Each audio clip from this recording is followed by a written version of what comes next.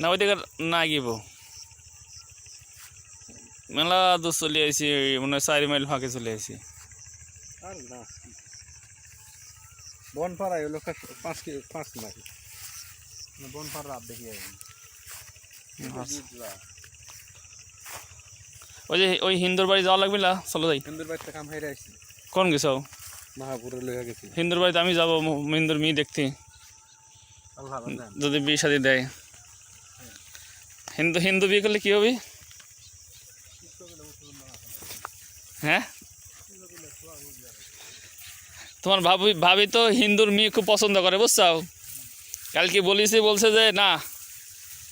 হিন্দুর মেয়ে বিয়ে করলে ভালো হবে বুঝছো যে জীবনে যা করিস না করিস একটা হিন্দু মুসলমান করলে এ বিশাল সব আর এটা ভিডিও করে নিয়ে যাচ্ছি তোমার ভাবির কাছে বুঝছো